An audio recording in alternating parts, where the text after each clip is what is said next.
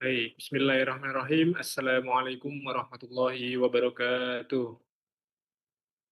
Alhamdulillahilladzi arsala rasulahu bil huda wa dinil haqq liyudhhirahu 'alad dini kullih wa kafa billahi syahida. Asyhadu an la ilaha illallah wa asyhadu anna Muhammadan 'abduhu wa rasuluh. La nabiyya wa la rasula ba'dah. Allahumma inna nas'alukan bi anna nasyhadu annaka antallah la ilaha illa antal ahadus samad alladzi lam yalid wa lam yulad wa lam yakul lahu kufuwan ahad. Alhamdulillah, Bapak Ibu Iwanawat sekalian, kita berjumpa lagi selenggarakan oleh Jogja Family Center, didukung oleh PPM Nur Baitur Rahman, Ngaji Bareng, Edutesia, Iklon, Kitamart, Rumah Mesin, Zikron Studio, Wonderful Umroh, dan juga Rihal. Bagaimana kabar Bapak Ibu Iwanawat sekalian? Mudah-mudahan selalu diberikan kesehatan ya. Kemudian pada pertemuan ke-8 kemarin, kita sudah belajar bagaimana Rasulullah memberikan metode pendidikannya. Di antaranya ada tilawah, tazkiyah, dan juga ta'lim, gitu ya. Kemudian juga ada 4 tanda diterimanya amal solih. Kemudian kita juga sudah masuk ke metode kedua kemarin ya, yaitu mengajarkan syariat secara bertahap. Kemudian ada memulai dari hal-hal yang paling penting. Kemudian juga kemarin kita sudah masuk ke metode ketiga juga, yaitu tentang penekanan terhadap pendidikan yang bijak dan menghindari kebosanan. Baik, mungkin kita akan langsung saja memasuki ke episode 9 pada malam hari ini. Di sini sudah ada Ustadz Evan juga bersama kita. Yang malam hari ini mungkin kita akan masuk ke metode keempat ya. Kepada Ustadz Evan, kami persilakan. Baik, bismillahirrahmanirrahim. Assalamualaikum warahmatullahi wabarakatuh. Alhamdulillahilladzi hadana li hadza wa ma kunna linahtadiya laula an hadanallah. Asyhadu an la ilaha illallah wahdahu la syarikalah wa asyhadu anna Muhammadan abduhu wa rasuluh la nabiyya wa la rasula ba'dah. Allahumma shalli ala Muhammad wa ala ali Muhammad. Rabbana shrah lana sudurana wa yassir lana umurana wa hlul 'uqdatam min alsinatina yafqahu aqwalana. Alhamdulillah di kesempatan malam hari ini Allah Subhanahu wa taala perkenankan kita untuk berkumpul, bertemu, bermuajah bersama-sama melalui online Zoom meeting untuk mempelajari berkaitan dengan belajar mendidik dari teladan terbaik, yaitu bedah kitab Muhammad Sang Guru atau Ar-Rasul Al-Mu'allim karya Syekh Abdul Fattah Abu Buddha. Salawat beriringan salam tak lupa kita haturkan kepada Nabi Muhammad Sallallahu Alaihi Wasallam. Semoga kita semua yang hadir saat ini bisa mendapatkan syafaat baginda Rasulullah Sallallahu Alaihi Wasallam. Bagaimana kabarnya Bapak, Ibu, Ikhwan, Akhwat sekalian? Semoga kita semua dimanapun kita berada senantiasa dalam keadaan sehat, dimudahkan segala urusan, dan senantiasa diberkahi oleh Allah Subhanahu wa Ta'ala. Teriring juga doa kepada saudara-saudara kita yang terdampak bencana banjir di Sumatera Utara, di Aceh, dan juga di Sumatera Barat. Dan di tempat lainnya mungkin yang juga terkena musibah, kita doakan mereka semua senantiasa dalam keadaan selamat, dilancarkan segala urusannya, dimudahkan, dan senantiasa diberikan kesabaran. Mari kita senantiasa untuk mendoakan mereka, saudara-saudara kita yang tengah menghadapi bencana seperti itu. Bapak, Ibu, Ikhwan Awat sekalian, kita lanjutkan ngaji kita, belajar mendidik dari teladan terbaik, berkaitan dengan buku Muhammad Sang Guru karya Syekh Abdul Fattah Abu Buddha. Kemarin kita sudah ada 7 hadis yang kita pelajari cukup banyak, okay? Mengingat pertemuan-pertemuan sebelumnya, kita biasa ada di 4 atau 5 hadis, dan kemarin kita ada di 7 hadis seperti itu. Pertama, kemarin kita membahas berkaitan dengan urutan tilawah, tazkiyah, dan taklim yang beberapa kali Allah Subhanahu wa taala sebutkan di dalam Al-Qur'an. Di Quran surat Al-Baqarah 2 dan juga di Quran surat Al-Jum'ah 1. dari urutan ini ternyata ada hikmahnya, diantaranya adalah bahwa kesucian hati akan menuntun pada pemahaman atau ilmu. Mengingat Allah Subhanahu wa taala meletakkan tazkiyah sebelum taklim. Kemudian yang kedua, kemarin kita juga menambahkan berkaitan dengan 4 tanda diterimanya amal soleh, yaitu yang pertama mudah melaksanakan amal setelahnya, kemudian yang kedua merasakan nikmat dan manisnya ibadah selama di dunia, dan yang ketiga merasa masih kurang dalam beramal. Di judul PPT ini seharusnya sekilas materi pertemuan ke-8. Ini belum diganti. Jadi ini materi ke-8. Kemudian hadis ke-23, ketika Rasulullah melewati seorang anak sedang menguliti kambing, Rasulullah kemudian mengajari anak tersebut cara menguliti kambing, dan Rasulullah tidak berwudu setelah itu, kemudian langsung sholat. Sebenarnya hadis ini diletakkan di bagian berkaitan dengan fikih wudu dan fikih-fikih yang membatalkan wudu.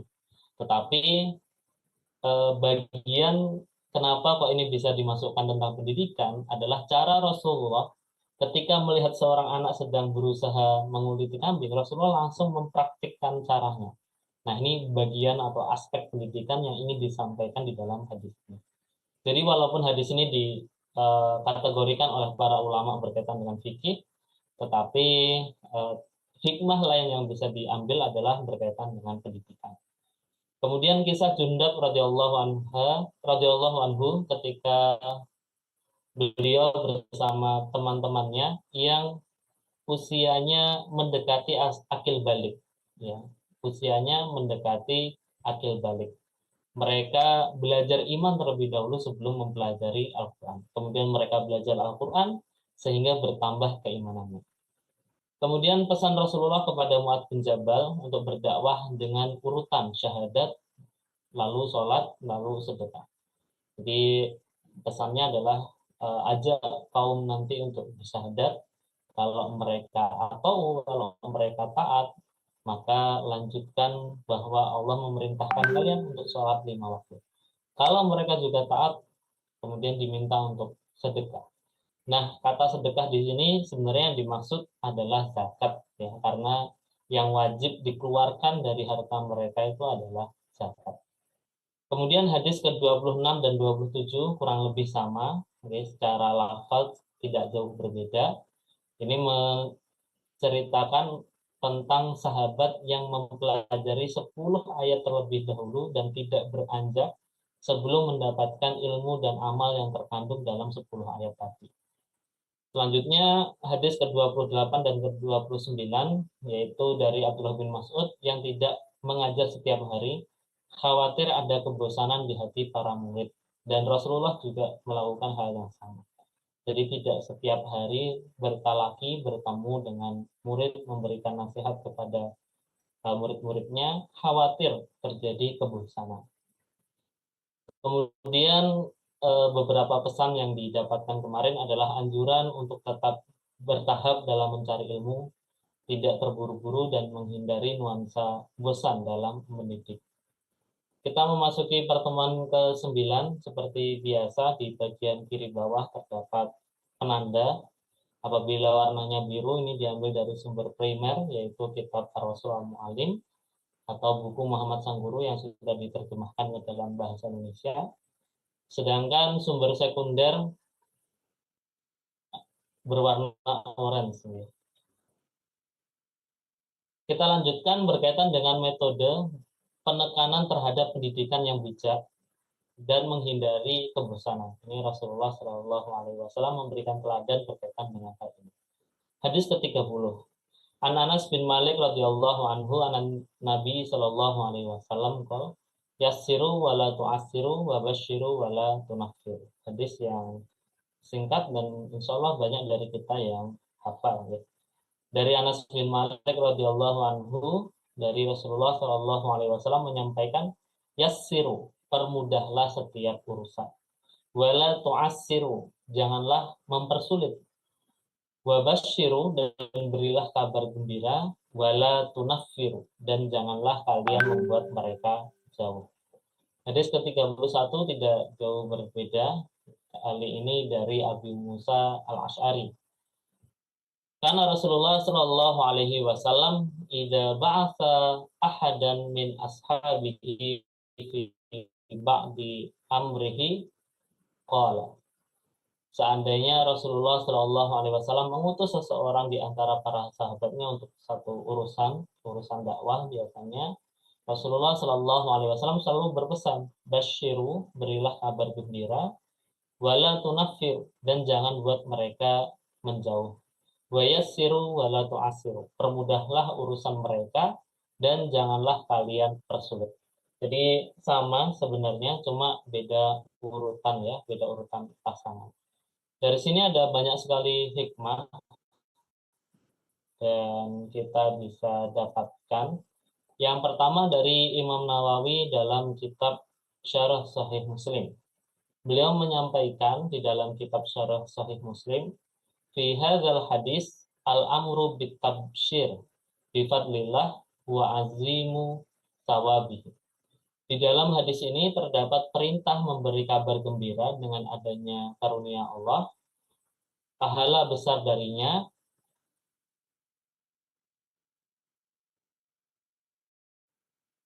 wa jazilu ataihi wa sa'ati rahmatihi, dan pahala yang besar, kemudian luasnya anugerah dan juga rahmatnya. Wa nahyu anit tanfir bi dzikri at-takhwif,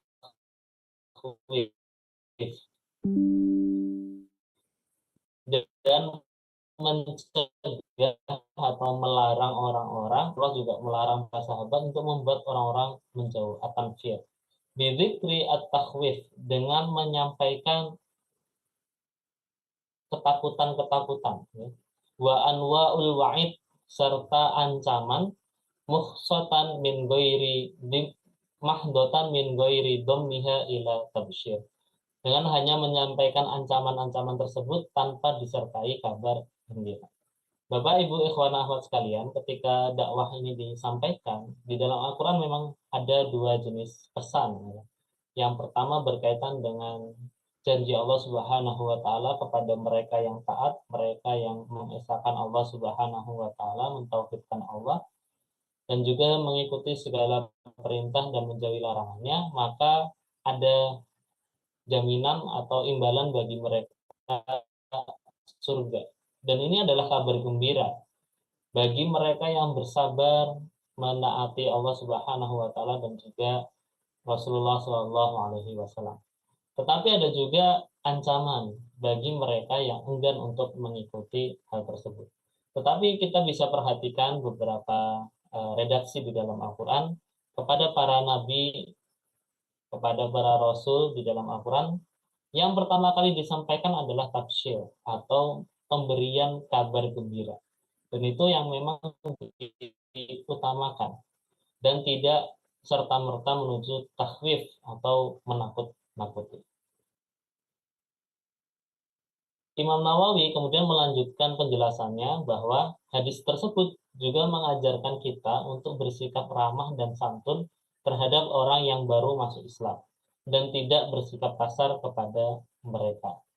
Mereka yang baru memeluk agama Islam, yang baru belajar untuk mengimani Allah Subhanahu wa Ta'ala, perlu diajar atau dididik dengan pelan-pelan. Bapak, Ibu, ikhwan, akhwat sekalian, sebagaimana yang kami pelajari, jika ada, kemarin juga kita sudah membahas di beberapa hadis sebelumnya, bahwa ketika ada orang yang ingin bertanya tentang agama, ingin bertanya tentang Allah Subhanahu wa Ta'ala, terutama tentang tauhid, dan posisinya dia adalah seorang non-muslim, orang yang tidak beragama Islam, maka saat itu pula kita harus prioritaskan untuk menyampaikan pesannya atau menjawab pertanyaan-pertanyaan. Dan apabila saat itu dia masuk Islam, maka harus diterima saat itu juga. Kita tidak perlu menunggu sebentar. Kalau kamu nanti masuk Islam, itu ada beberapa konsekuensi loh. Misalkan harus langsung sholat 5 waktu, misalkan. Kemudian kamu juga harus menutup aurat, dan seterusnya dan seterusnya. Nah, kita bisa lakukan menyampaikan konsekuensi tersebut tidak apa-apa, akan tetapi merubahnya pada saat itu juga, misalkan, ayo mulai sekarang langsung harus sholat 5 waktu dan seterusnya. Nah, ini yang memang perlu pembiasaan kepada mereka, dan kita juga harus bersabar membersamai mereka ini, terutama terhadap orang-orang yang baru masuk Islam, dan tidak bersikap kasar, apalagi menyampaikan ancaman demi ancaman baru masuk Islam, padahal baru memeluk agama Islam kemudian langsung seperti dijebak seperti itu. Maka kita juga sampaikan rahmat-rahmat Allah, keluasan dari Allah Subhanahu wa Ta'ala. Bukan dengan cara yang agar mereka menyepelekan, tetapi dengan nuansa yang damai sehingga mereka senang dan memeluk Islam dengan, ya, dengan kasih sayang dan dengan keikhlasan seperti itu. Hal ini juga berlaku untuk anak-anak yang mendekati akil balik ataupun yang sudah balik, dan ataupun orang yang telah bertobat dari maksiat maksiat sebelumnya. Semua harus disikapi dengan lemah lembut dan diajari berbagai macam ketaatan sedikit demi sedikit. Anak-anak yang mendekati akil balik ini juga hari ini kita menyebutnya sebagai remaja.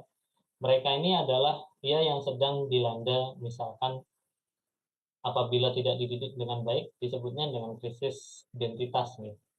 Nah, kita harus kenalkan Islam dengan cara yang baik, kita kenalkan Allah Subhanahu wa Ta'ala dengan cara yang tepat, sehingga ketika menjalankan syariat-syariat Allah Subhanahu wa Ta'ala, mereka tidak dalam keadaan tertekan, takut, atau mungkin merasa keberatan seperti itu. Sehingga kita perlu membangun kecintaan mereka terhadap Allah Subhanahu wa Ta'ala yang berimbas kepada kecintaan mereka terhadap syariat-syariat Allah Subhanahu wa Ta'ala. Dan ini seringkali, ya, misalkan sebagai contoh saja, tidak berarti menyalahkan. Misalkan dalam sekolah-sekolah yang umum seperti itu, ada pembiasaan yang ingin dilakukan dan memang ini baik. Misalkan sholat duha ketika jam istirahat. Namun pembiasaan ini diiringi juga dengan eh, ketegasan, kemudian instruksi yang sedemikian rupa, bahkan hukuman. Padahal bagi mereka yang belum balik, sholat duha saja hukumnya, sholat wajib saja belum, ya, belum diwajibkan. Apalagi sholat duha yang notabene adalah sunnah seperti itu. Pembiasaan ini baik, namun juga alangkah baiknya diiringi dengan pemahaman. Mengapa kita sholat duha? Mengapa kita harus bersyukur kepada Allah Subhanahu wa Ta'ala? Mengapa kita harus sholat? Dan seterusnya dan seterusnya. Sehingga terbangun dari mereka tidak hanya disuruh sholat, tetapi mereka merasa butuh untuk sholat duha misalkan. Kemudian perkara dalam Islam dibebankan kepada umat ini secara bertahap. Dan ini juga pernah disinggung oleh Allah Subhanahu wa Ta'ala di dalam Al-Quran, bahwa Al-Quran itu diturunkan sedikit demi sedikit agar difahami dan bisa dikerjakan, sehingga lebih mudah diterima dan ketaatan mereka bertambah. Jika suatu urusan dalam Islam dipersulit, mereka tidak akan taat kepada aturan-aturan agama. Pun jika taat, tidak akan lama dan tidak akan menikmatinya.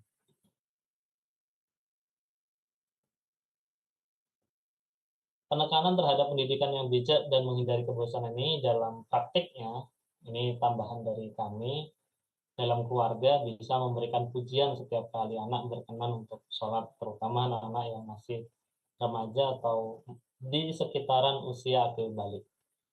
Apabila ada kekurangan dan kesalahan, maka ajak untuk belajar bersama dengan nuansa positif. Jangan kemudian dimarahin atau kemudian ditekan sehingga merasa kesalahannya itu cukup besar. Apalagi menakut-nakuti dengan ancaman Allah Subhanahu wa Ta'ala ataupun neraka.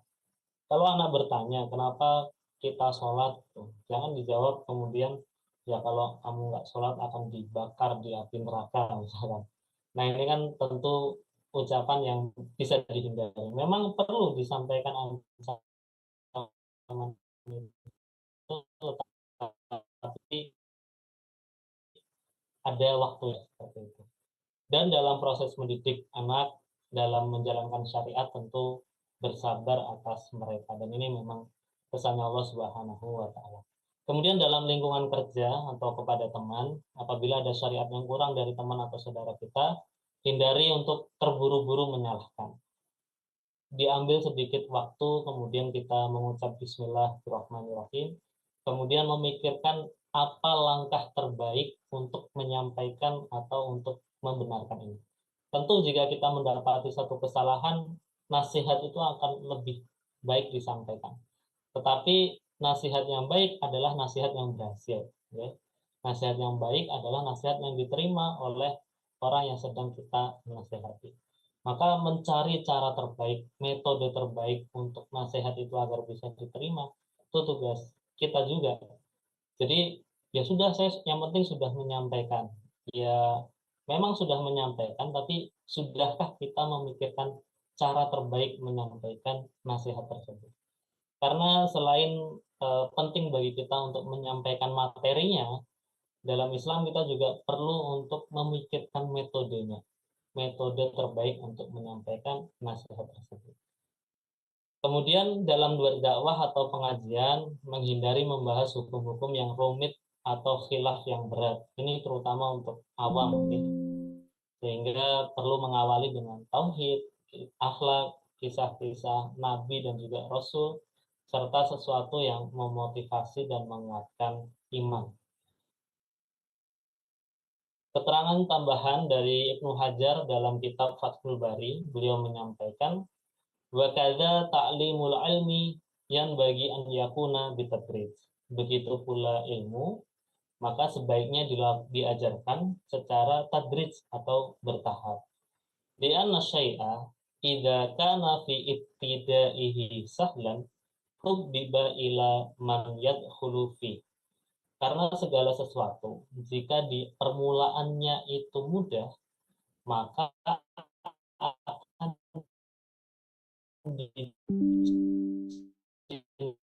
dicintai untuk mengajarkan dengan cara yang baik, metodenya mudah diikuti, dan juga nuansa yang terbangun dalam belajar matematika itu baik, maka secara tidak langsung di dalam hati kita, kita sangat ingin untuk mendalami matematika itu lebih baik. Nah, begitu pula agama ini.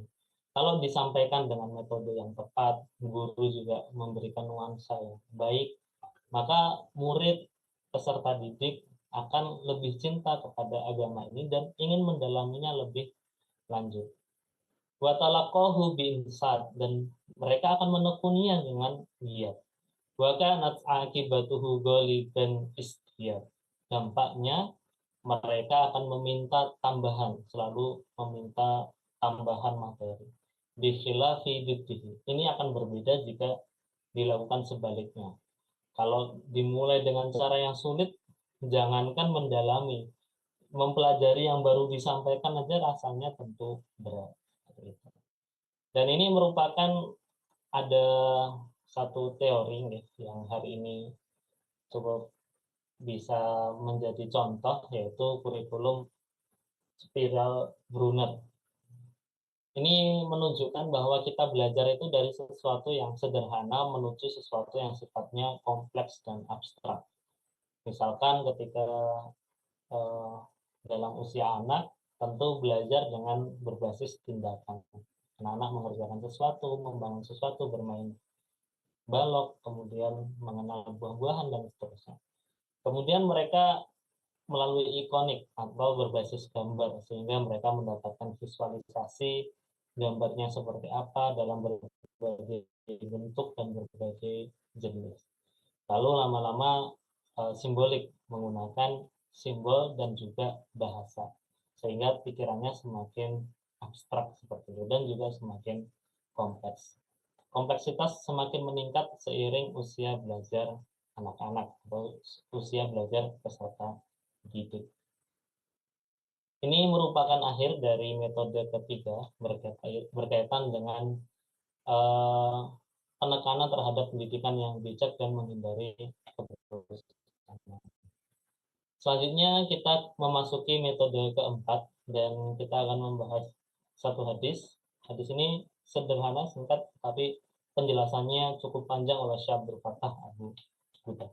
Metode ini dijuduli Ri'ayatuhu Sallallahu Alaihi Wasallam al-Furuq al-Fardiyah fil Muta'allimin, memperhatikan perbedaan individu dari setiap murid. Syekh Abdul Fattah Abu Buddha memulai dengan hadis ini diriwayatkan dari Imam Bukhari dalam Kitabul Ilmi, bab man khassa bil ilmi qauman duna qaumin karahiyatan alla yafham. Bagi yang mungkin belum mengenal berkaitan dengan Sahih Bukhari. Jadi Sahih Bukhari itu adalah kumpulan hadis sahih yang dikumpulkan oleh Imam Bukhari. Kemudian di judul utama dari Sahih Bukhari adalah ya Sahih, hanya Sahih begitu saja. Tapi karena ditulis oleh Imam Bukhari, maka dijuluki Sahih Bukhari. Dan bagi banyak ulama yang menyampaikan bahwa ini adalah kitab terpenting umat Islam setelah Al-Quran, seperti itu. Kemudian di dalam Sahih beliau, setiap bab itu dijuduli kitab. Jadi ada kitabul iman, kitabul ilmi, kitabul birrul walidain, dan seterusnya. Nah, di dalam kitab-kitab itu tadi nanti ada bab. Jadi urutannya Sahih, kemudian kitab, baru bab. Jadi bukan kemudian kitabul ilmi adalah kitab khusus yang ditulis oleh Imam Bukhari, tidak. Tapi kitabul ilmi itu di dalam Sahih Bukhari. Wa Muslim, dan dalam Sahih Muslim dalam kitabnya Kitabul Iman. Walafdu minhum, lafadznya dari mereka berdua. An Anas bin Malik radhiyallahu anhu, dari Anas bin Malik radhiyallahu anhu, anna Nabiya sallallahu alaihi wasallam wa Mu'ad bin Jabal radhifuhu ala biha.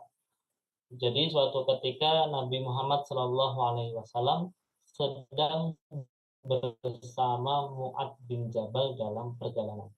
Jadi Mu'ad bin Jabal ini menemani Rasulullah sallallahu alaihi wasallam dalam perjalanan. Qala ya Mu'ad, Rasulullah menyampaikan, wahai Mu'ad. Qala, Mu'ad menjawab, labbaik ya Rasulullah wa sa'daik. Ya Rasulullah, ya menjawab, ya labbaik itu maksudnya ada apa gerangan wahai Rasulullah, dan saya sangat siap untuk mendengarnya. Qala ya Mu'ad, diulang lagi oleh Rasulullah sallallahu alaihi wasallam, wahai Mu'ad. Qala labbaik Rasulullah wa sa'daik. Sekali lagi, ya Mu'ad, wahai Mu'ad, labbaik Rasulullah wa sa'daik. Mu'ad kembali menjawab, jadi sampai 3 kali.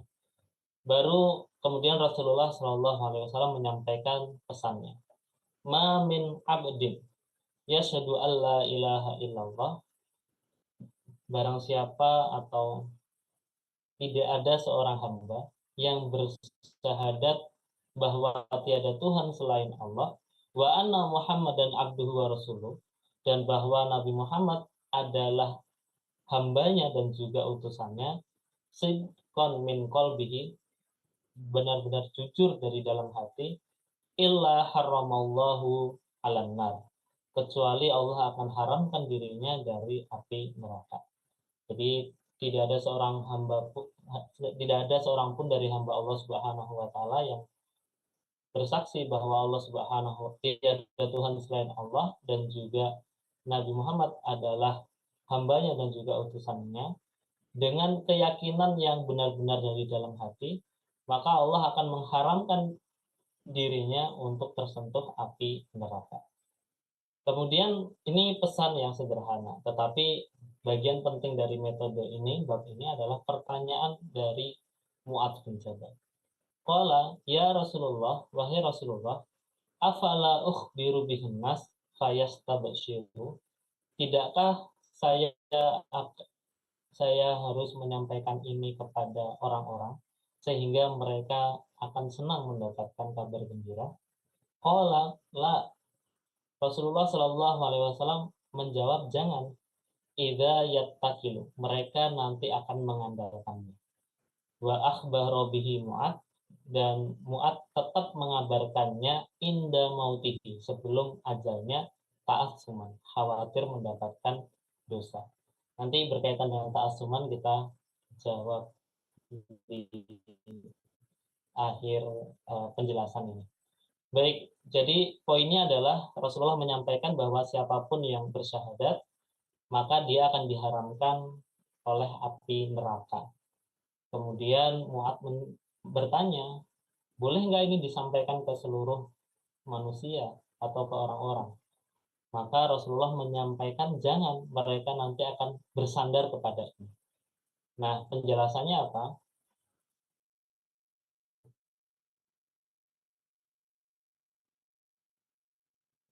Di sini penjelasannya dari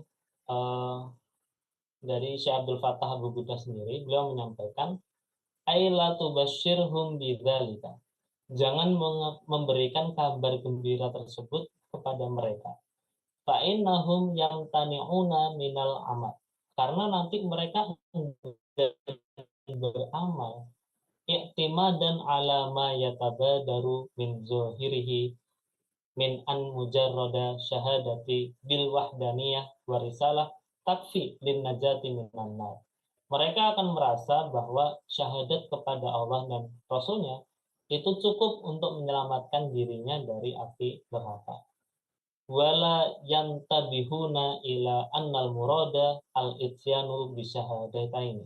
Dan mereka tidak memperhatikan bahwa maksud annal murad al-ityan bisyahadataini, konsekuensi dari syahadat itu ma'a adai hukukim hima, yaitu menunaikan konsekuensi dari syahadat itu.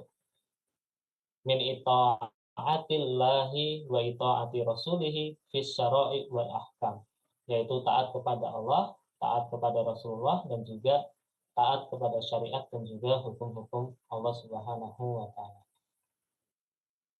Kemudian wafil hadis, di dalam hadis tersebut bayanu wujubi ayyukhassa bil ilmi ad-daqiq.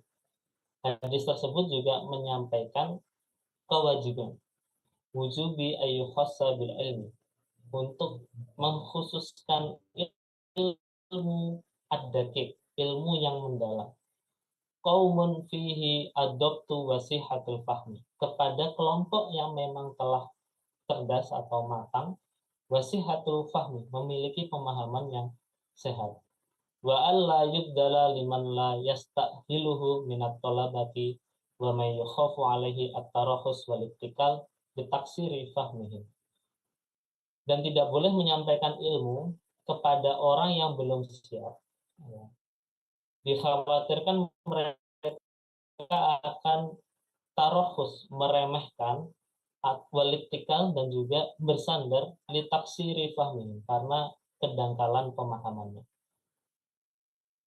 Ini sebagai contoh misalkan berkaitan dengan hadis ini, bahwa barang siapa yang bersyahadat dan juga barang siapa yang bersyahadat kepada Allah dan juga kepada Rasulullah Shallallahu Alaihi Wasallam, maka diharamkan dari api neraka.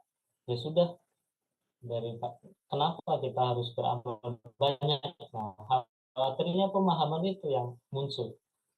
Kan yang penting bersyahadat dari dalam hati, toh akan dihindarkan dari api neraka. Nah, inilah yang dimaksud dengan itikalan, yaitu setelah mendapatkan satu hadis yang penting, yang sebenarnya ada makna di dalamnya, tapi karena difahami secara tekstual, yang penting memahami artinya. Nah, ini kan ada fenomena hari ini ya. Yang penting kan kita bisa membaca hadis itu dari artinya saja. Padahal ada pemahaman penting di baliknya, sebagaimana dijelaskan oleh Imam Nawawi, kemudian Ibnu Hajar al Asqalani dalam kitab-kitabnya, bahwa kepenyederhanaan atau kedangkalan pemahaman ini mengakibatkan ya tadi kesalahpahaman terhadap hadis ini.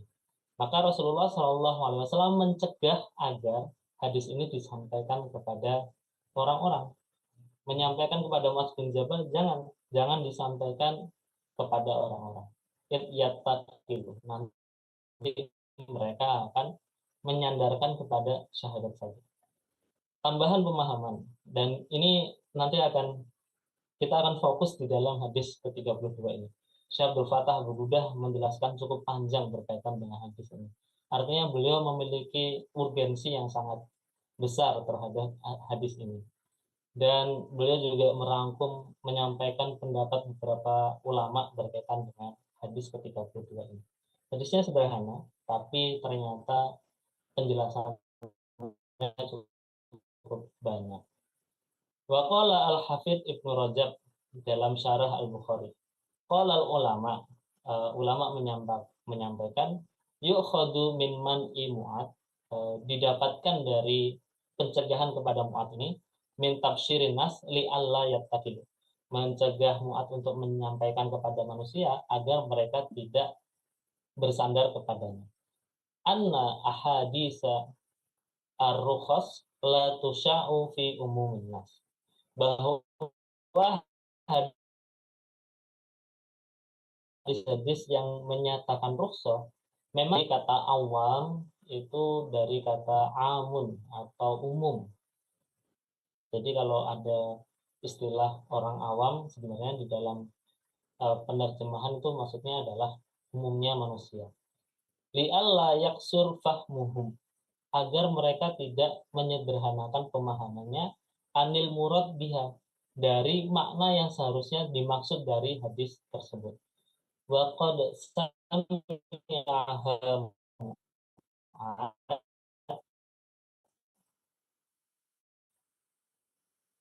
Mu'ad telah mendengar, maka dia akan bertambah amalnya, wa khasyatan lillahi azza wa jalla, dan semakin takut kepada Allah Subhanahu wa taala. Karena Mu'ad yang mendengar. Kalau orang awam belum tentu, ya. Fa amma man lam yablug manzilatahu, maka yang belum sampai kepada kedudukannya Mu'ad, fala yu'manu ayyuqassir ittikalan ala zahiri hadzal khabar, maka dikhawatirkan akan menyederhanakan dan juga bersandar atas bagian luar dari hadis ini, yaitu syahadat cukup untuk terhindar dari api neraka. Pada fi Fathil Al-Mulahim Syarah Sahih Muslim. Ya, ini juga yang disampaikan dalam kitab Fathul Mulahim Syarah Sahih Muslim. Kemudian sahabat dan ulama, ini masih penjelasan dari Syekh Abdul Fattah Abdul Hudah, warnanya masih biru. Sahabat dan ulama telah memahami dan juga terbiasa untuk mengkhususkan ilmu-ilmu tertentu kepada kelompok-kelompok umat tertentu. Jadi umat ini ada juga derajatnya, mana yang bisa memahami hadis ini, mana yang tidak bisa memahami hadis ini. Imam Bukhari radhiyallahu anhu meriwayatkan dari Ali radhiyallahu anhu, beliau menyampaikan, berbicaralah kepada manusia dengan bahan pembicaraan yang mereka tahu. Apakah kalian suka jika Allah dan Rasulnya didustai? Ini ucapan Ali bin Abi Thalib radhiyallahu anhu. Maksudnya adalah pembicaraan atau ilmu yang mereka bisa pahami. Jadi kalau menyampaikan sesuatu kepada orang, maka pastikan orang tersebut bisa memahami apa yang sedang disampaikan. Jika seseorang mendengar sesuatu yang tidak bisa dipahaminya dan sulit dibayangkan olehnya, maka dia akan meyakini bahwa hal itu mustahil disebabkan kebodohan mereka atau kurangnya ilmu atau pemahaman yang mereka miliki. Maka dia tidak akan mengakui kebenaran tersebut. Jika disampaikan bahwa suatu berita dari Nabi Shallallahu Alaihi Wasallam, mereka akan mendustakannya. Jika Nabi didustakan, Allah pun akan ikut didustakan. Maka pastikan bahwa informasi yang ingin kita sampaikan itu sesuai dengan orang-orang yang bisa menerimanya. Tambahan kali ini dari Ibnu Hajar, Al-Hafidz Ibnu Hajar dalam kitabnya Fathul Bari. Fihi dalilun ala annal mutasyabih layan bagi ayyudkar indal amah. Dan ini adalah dalil bahwa sesuatu yang bersifat mutasyabih atau sesuatu yang bersifat samar sebaiknya tidak disampaikan kepada orang umum. Suatu ayat atau teks dari Al-Quran dan juga dari hadis yang di dalamnya terdapat banyak makna, di dalamnya mungkin terjadi perbedaan, Ya kalau Al-Quran insya Allah sudah disampaikan semua. Ya. Tetapi kita membutuhkan pemahaman ulama untuk menjelaskan ayat-ayat mutasyabih ini. Adapun hadis-hadis yang juga bersifat mutasyabih, maka hendaknya melewati eh, kurikulum tertentu atau jenjang ilmu tertentu agar bisa memahami hadis-hadis tersebut dan menghindari agar disampaikan kepada orang awam. Wa misluhu qaulu Ibnu Mas'ud radhiyallahu taala. Ma anta bimuhaddisin qauman hadisan. Engkau tidak akan berbicara kepada suatu kaum dengan pembicaraan la tablughu uquluhum, dengan pembicaraan yang tidak sampai kepada akal mereka, illa kana li ba'dihim fitnatan, kecuali itu akan menjadi fitnah atau ujian. Diriwayatkan dari Muslim dalam muqaddimahnya. Maka segala sesuatu yang ingin disampaikan perlu dijaga dengan baik. Tidak semua informasi bisa disampaikan untuk umum. Dan ini mungkin yang kita rasakan hari ini, di mana banyak sekali perdebatan, bahkan perpecahan di antara umat Islam, lantaran informasi-informasi yang sangat mudah sekali tersebar, ilmu-ilmu yang difahami dengan cara yang sederhana, tidak membutuhkan panduan ulama, tidak membutuhkan panduan salafus soleh, dan merasa sudah cukup hanya dengan memahami langsung hadisnya atau memahami langsung ayat Al-Qur'annya. Lagi Syekh Abdul Fattah Abu Budah menyampaikan, dan di antara yang enggan meriwayatkan hadis kepada semua orang, jadi ini contohnya beberapa rawi yang juga enggan meriwayatkan hadis kepada umum adalah Imam Ahmad. Beliau menahan hadis yang berkaitan dengan melawan kekuasaan.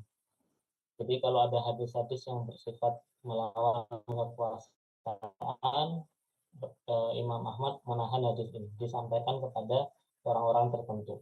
Juga Imam Malik dalam hadis-hadis yang berhubungan dengan sifat-sifat Allah atau yang sifatnya tasabbuh, sifat-sifat Allah yang mirip atau sesuai dengan manusia. Ya. Abu Yusuf dalam hadis-hadis gharib atau asing juga ditahan. Hadis-hadis tersebut tidak disampaikan secara umum.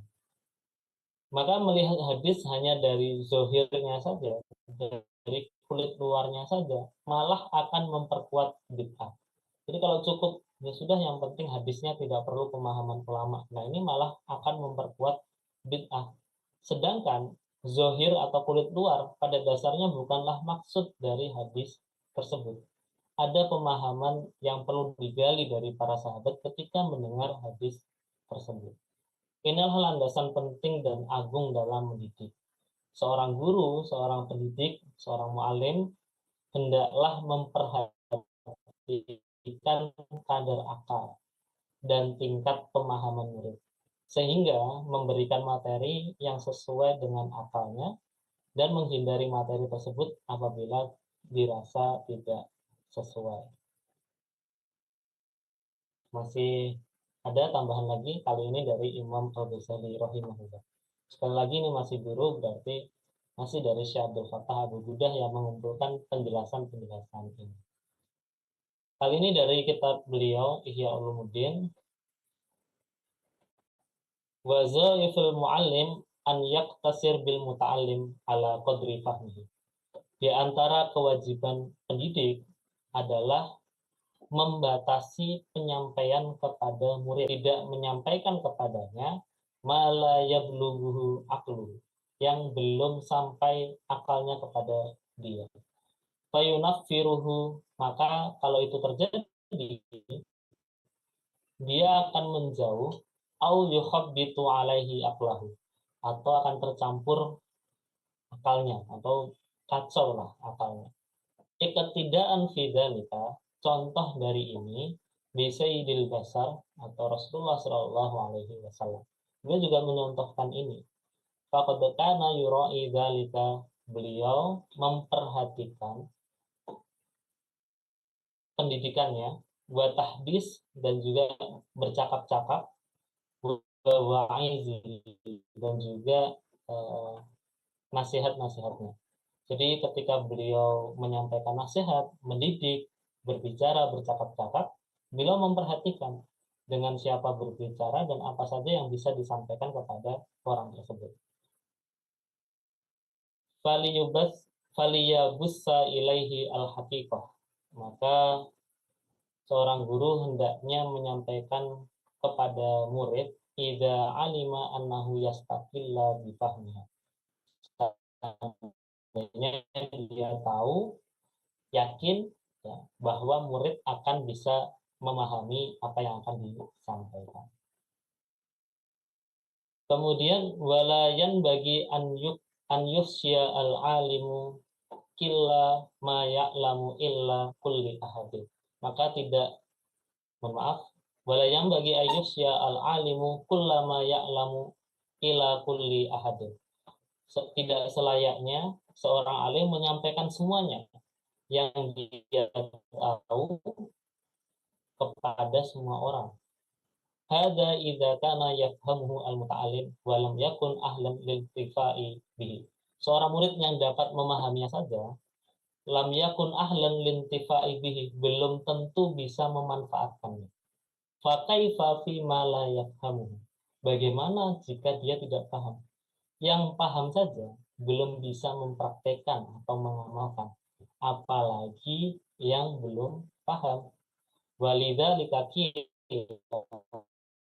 maka dikatakan qailuhu Abu Thalib Al-Maki fi Futhul Qulub, yang disampaikan oleh Abu Thalib Al-Maki dalam kitabnya Futhul Qulub, kil likulli abdin bimi'yari akli. Ukurlah setiap orang dengan takaran akalnya. Wazin lahu bimizani fahmihi. Dan timbanglah dengan timbangan pemahamannya. Hatta taslamu minhu wa yantafi'a bika. Sampai kau selamat darinya dan dia dapat mengambil manfaat darinya. Wa illa, kalau tidak, waqa'a al-inkar, maka akan ingkar di tafawuti al-mi'yar, tersebab kacaunya timbangan. Sebagai seorang pendidik, sebagai seorang guru, maka kita harus memperhatikan bagaimana kadar pemahaman murid-murid kita. Sehingga pesan yang disampaikan oleh guru itu sesuai dengan kadar pemahaman murid-muridnya. Dan ini membutuhkan kerjasama, juga perhatian, apalagi jika muridnya banyak. Maka setiap pesan yang kita sampaikan kepada murid-murid, kepada siswa-siswa atau kepada peserta didik, harap ditimbang dengan hati-hati. Khawatirnya tadi, yaitu terjadi penyederhanaan makna dari makna yang sesungguhnya. Hadis keterangan lain masih dari Abu Thalib Al-Maki, lanjutan dari yang tadi dalam kitab Futhul Qulub. Beliau menyampaikan wal muta'alim al-qasir yang bagi ayul kiya ilaihi al-jaliyya al-la'iqam. Murid yang masih dangkal haruslah diberikan materi yang benar-benar jelas dan laik bihi, sesuai dengan dia. Walai yadkurolahu anna waro'a hada tadkikon, dan jangan menyampaikan kepada murid tersebut bahwa di balik makna ini atau di balik dari teks ini itu ada pemahaman atau ada materi yang lebih luas. Ya, misalkan hadis tadi yassiru wala tu'assiru, sudah dipahami oleh murid bahwa permudahlah urusan, janganlah mempersulit. Sebenarnya di balik hadis tersebut maknanya sangat dalam dan sangat luas. Kalau memang baru di tahap memahami bagian luarnya aja, ya tidak apa disampaikan bahwa permudahlah suatu urusan, jangan mempersulit. Kalau memang ada makna yang lebih luas di dalamnya, jangan disampaikan. Ini sebenarnya akan ada penjelasan lagi, tapi tidak kami sampaikan. Nah, itu jangan sampai diucapkan oleh guru. Bahwa yadakhiruhu anhu, maka disimpan saja oleh guru. Fa in dzalika yufattiro rabbatahu fil jali, sebab itu akan menurunkan semangat dalam mempelajari materi tersebut, wa yusawwisu alaihi qalbahu, dan akan mengganggu hatinya, wa yuhimu ilaihi al-bukhla bihi anhu, dan berprasangka bahwa guru sedang bersikap kikir atau pelit. Kulla ahadin annahu ahlun likulli ilmin. Jadi mengingat setiap orang merasa berhak atas ilmu yang mendalam. Loh, kok ada pemahaman yang lebih dalam atau ada makna yang lebih luas kok tidak disampaikan oleh guru saya? Ini gurunya tidak mau berbagi ilmu atau saya tidak pantas. Nah, merasa tidak pantas itu akhirnya membuat dia hilang motivasi, kemudian hatinya kacau, dan lain-lain ya. Karena setiap orang merasa bahwa dia berhak untuk mendapatkan ilmu yang lebih seperti itu. Pendidik hendaknya menghindari menyelami ilmu yang dalam bersama orang-orang yang awam, melainkan harus membatasi diri. Fokus jika kepada orang-orang yang awam, maka fokus pada hal ibadah, menjaga amanah ketika bekerja, memotivasi untuk menggapai surga dan menghindari api neraka. Sebagaimana yang disampaikan di dalam Al-Quran. Pendidik juga tidak boleh memunculkan syubhat kepada orang-orang yang awam. Sebab bisa jadi syubhat tersebut akan melekat di dalam hatinya sendiri dan sulit untuk dihilangkan. Sehingga dia akan sakit dan hancur dengan sendirinya. Ayat-ayat yang sebenarnya membutuhkan pemahaman ulama, hadis-hadis yang sebenarnya perlu penjelasan lebih lanjut dari para sahabat, sudah disampaikan lebih awal. Sehingga dia merasa memahami hadis itu dengan idenya sendiri, gagasannya sendiri. Nah, gagasan tersebut ketika sudah muncul di kepala seseorang, maka akan sulit untuk dilepas, sulit untuk dibongkar.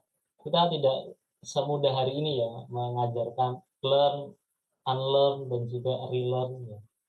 Ada orang-orang yang memang bahkan apalagi konteksnya di sini adalah orang-orang yang awam. Ketika sudah muncul gagasan di kepalanya, maka menurutnya gagasan itu yang sudah benar, apalagi kalau tidak atau enggan mendalami ilmu tersebut. Kemudian Mu'adz bin Jabal juga menyampaikan akhirnya hadis ini kepada orang-orang di sekitar ketika sebelum mautnya menjemput ta'assuman. Ini maksud dari ta'assuman adalah khawatir mendapatkan dosa. Dosa yang dimaksud adalah dosa menyampaikan ilmu. Ini penjelasan dari Syekh Abdul Fattah Abu Budah. Beliau menyampaikan bahwa Rasulullah melarang Mu'adz menyampaikan kabar ini bahwa yang bersyahadat itu akan haram tersentuh api neraka kepada orang-orang awam. Namun pada akhir hayatnya beliau tetap menyampaikan.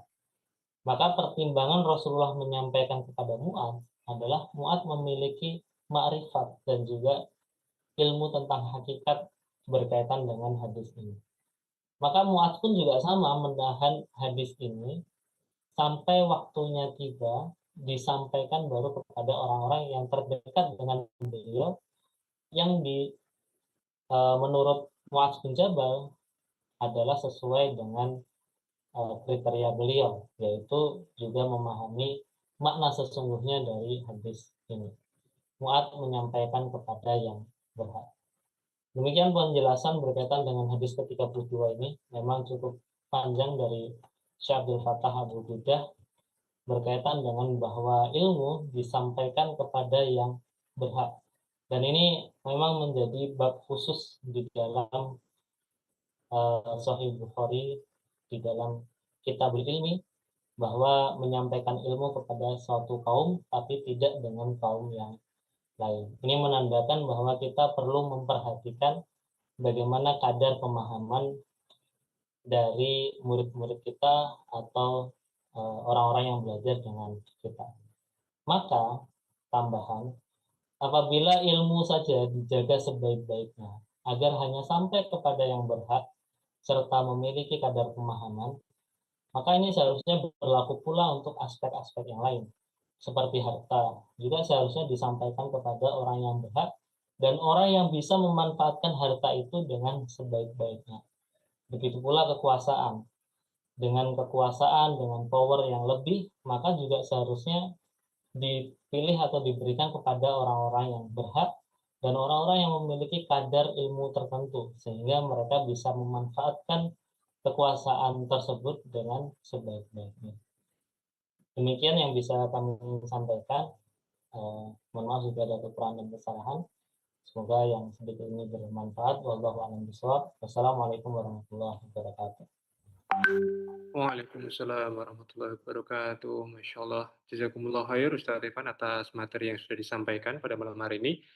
Tadi ada lanjutan dari metode ketiga ya, kemudian juga sudah masuk ke metode keempat. Baik, bagi Bapak Ibu Iwanawat sekalian yang ingin bertanya, boleh silakan untuk raise hand atau melalui kolom chat, silakan.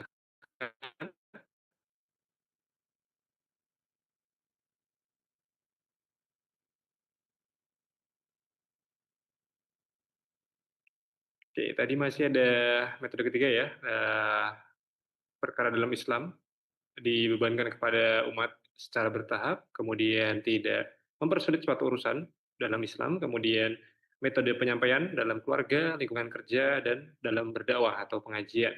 Kemudian juga di metode keempat adalah memperhatikan perbedaan individu setiap murid.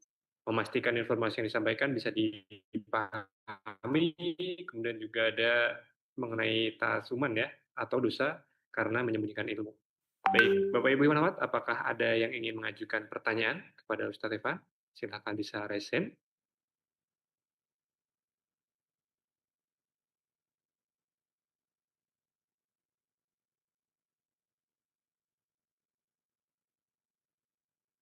Baik, sepertinya cukup jelas ya pada malam hari ini penyampaian materi dari Ustaz Evan. Baik, jika tidak ada pertanyaan pada malam hari ini, maka bisa kita cukupkan Bapak Ibu Imanawat sekalian. Nanti misalkan ada muncul pertanyaan gitu ya, terbersih pertanyaan, boleh disampaikan melalui grup WhatsApp seperti itu. Nanti silakan bisa berdiskusi dengan Ustaz Evan juga. Nanti kita juga akan mengirimkan link pertemuan kita pada malam hari ini dan juga ada pertemuan-pertemuan kita pada sebelumnya gitu ya. Nanti akan ada link untuk bisa di-play di YouTube seperti itu. Kemudian juga akan ada link untuk informasi-informasi yang lainnya seperti itu. Baik, dengan demikian kita cukupkan untuk pada malam hari ini ya mengenai belajar mendidik dari teladan terbaik. Bincang buku Muhammad Sang Guru karya Syekh Abdul Fattah Abu Guddah yang diselenggarakan oleh Jogja Family Center didukung oleh PPM Nur Baitur Rahman, Ngaji Bareng, Edutesia, Eklon, Kitamart, Rumah Mesin, Zikron Studio, Wonderful Umroh, dan juga Rihal di episode ke-9 pada malam hari ini. Baik, sebelum kita akhiri, mari kita beristighfar bersama-sama sebanyak 3 kali. Astagfirullahaladzim, astagfirullahaladzim, astagfirullahaladzim. Kita sempurnakan dengan doa kafaratul majelis. Subhanakallahumma wa bihamdika asyhadu an la ilaha illa anta astaghfiruka wa atubu ilaik. Kami dari panitia atau dari tim Jogja Family Center pamit undur diri. Wassalamualaikum warahmatullahi wabarakatuh.